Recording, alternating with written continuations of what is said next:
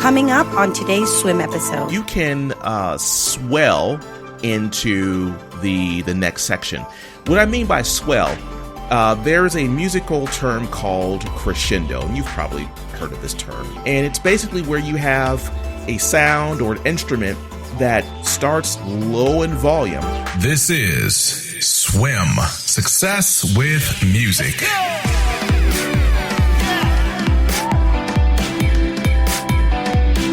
Yo, what up, music fam? This is Walt, and you are listening to Success with Music. This is a podcast for singers, songwriters, beat makers, music students.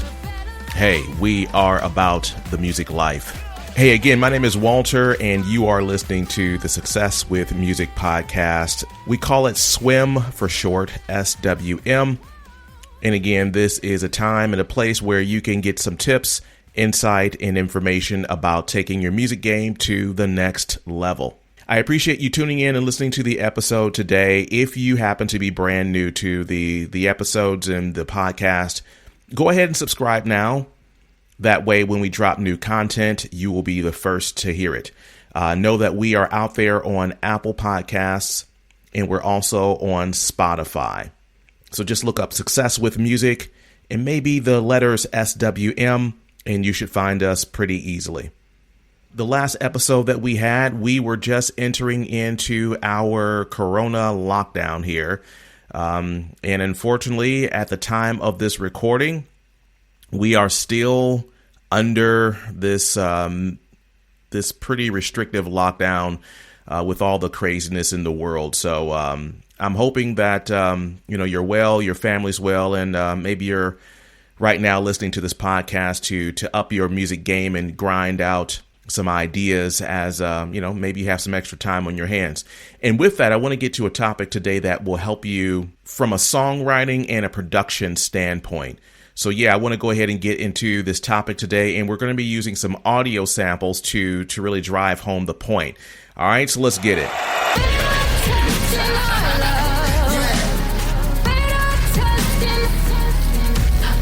All right, so today's topic, we're going to get into tying your song idea together. What I mean by that is when I'm writing songs, sometimes I will come up with a hook, right? Or I'll come up with some type of loop. I'm really digging it. And then maybe I'm now trying to search for another section in the song. So let's say I'm working on the hook, and then I want to connect that to the verse. Or let's say I'm working on a verse, I want to create a bridge, or I want to have an intro. The point is, when you have a song, there are times when you may struggle in creating a connection point between two sections.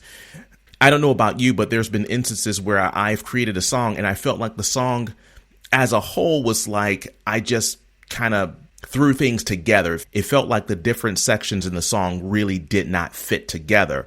So what I want to do today, I want to offer several ideas and several sound tips and transition tips that will help you maybe create more of a glue between your sections in your song. In that way, when people are listening to it, it feels like your song was done on purpose versus having these sections that just kind of show up out of nowhere and they feel disjointed and they feel like they don't work.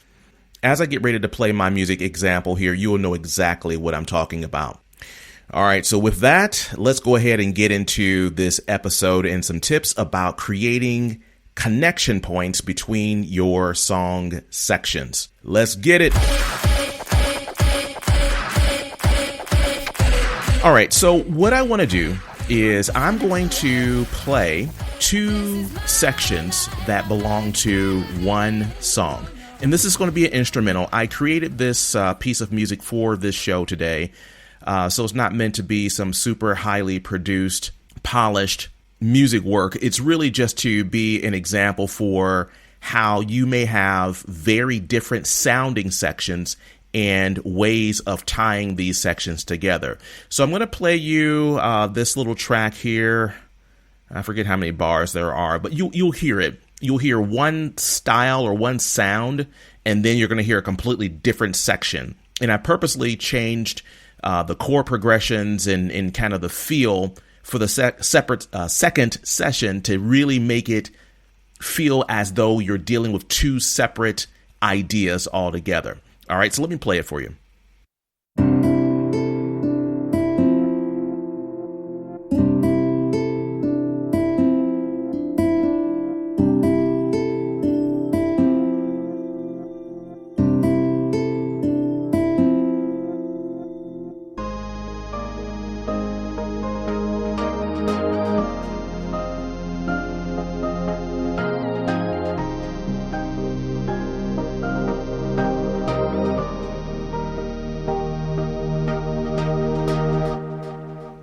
Okay, so those are the two sections. Now, when you hear it, they may sound like they can work seamlessly. You can go from the first section into the second part of the song where there's a complete shift in the chord progression and everything else, and even the mode. For me, because I've been working on this piece of music for a while, to me, they feel like they now go together. But for you, maybe listening to this for the first time, they may seem like they have no business being next to one another. And again, this is the point of the episode. You may be working on a song or on a track where you feel like your sections or your verses and your choruses, they don't belong next to each other, but you want to figure out a way to make them work. So let's get into the first thing here. One thing that you can do, and this is a super simple tip here, is you can create some type of crash or some type of an effect at the very, very beginning of the second section to hint to the listener that we've moved into a different place in the song. So what I'm going to do is in between these sections, I am going to add a kind of a crash sound, and you can use any type of sound that you want, but I want to use something that's very pronounced, and I'm using like a crash cymbal. I forget what other kind of sound. I think I have some other kind of sound effect kind of layered with a cymbal crash. But let me play the original for you. I'm going to go just near the transition point, and then I'm going to turn on the crash sound. So let me play the first one without any type of transition sound again.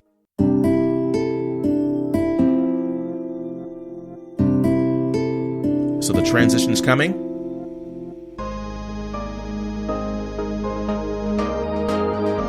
Okay, so let me now insert that crash sound. Take a listen now.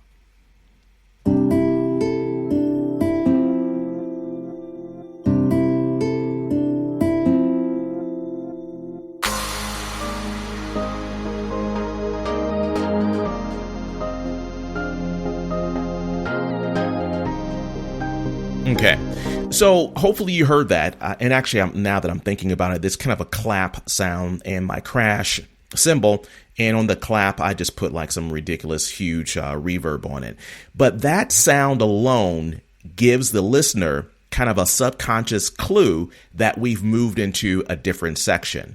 So again, first tip is creating or using some type of crash or drop at the very beginning of that new section. That will allow the listener's ear or mind to make that transition with you. And it kind of glues the first part of the song with the last part of the song. So let me go back to the very beginning of the section here, and I'll play it all the way through. One more time.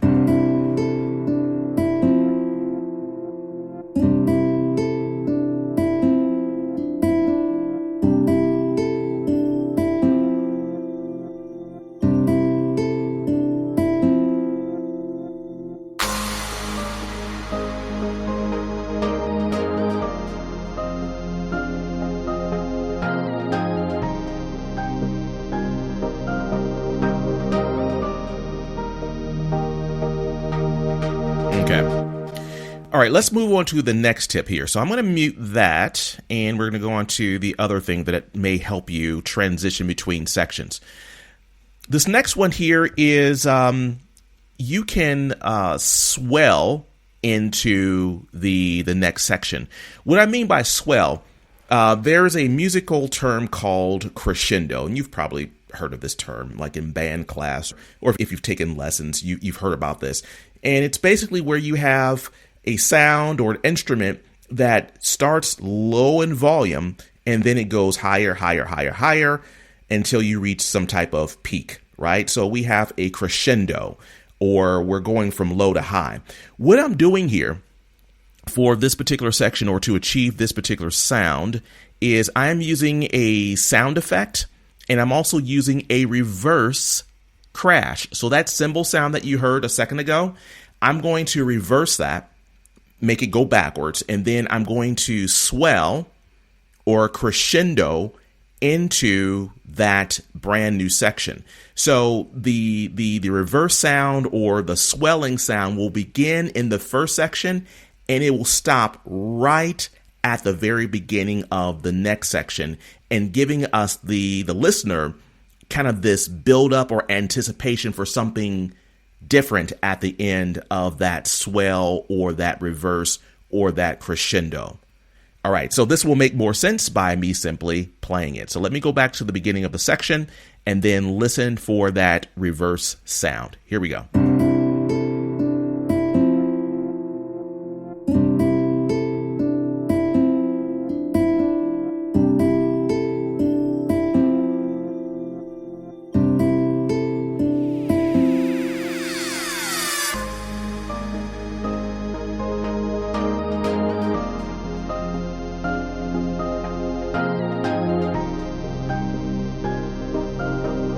Okay, I'll stop it there. That was pretty obvious, right? So again, the swell began in the first section, and it stopped right at the beginning of the new section. And again, that was designed to give this anticipation that something different would happen at the very end of that sound. And of course, the section changed, right? So let me play it one more time. I'm not going to play the whole thing. I'm going to just start just a couple of measures before that swell. One more time. Take a listen.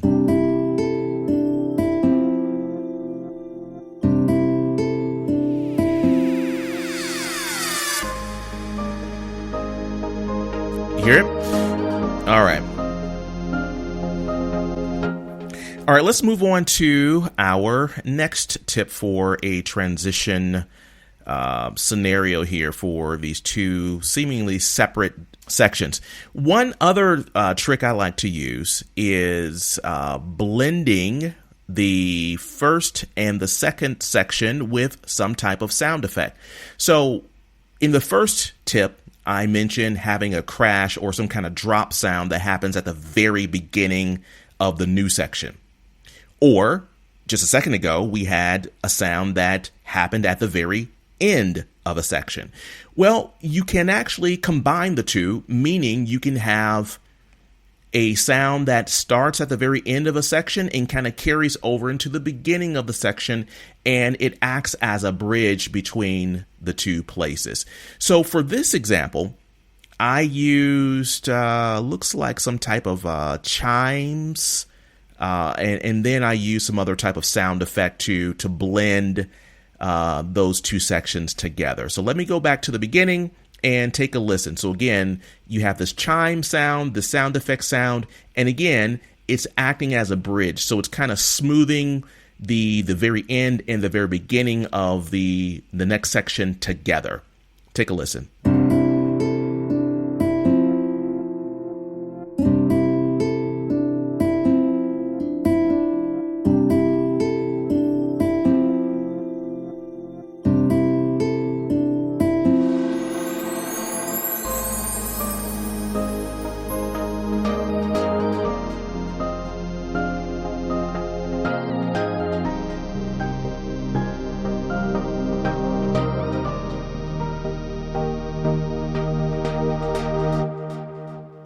Let me go to another way of making these transitions here, and that will be to have percussion present in one section and not present in the other, and that alone will create a difference. Or you can have a lot of percussion in one section and less in another, or you can have a completely different percussion or rhythmic sound in the background between the sections.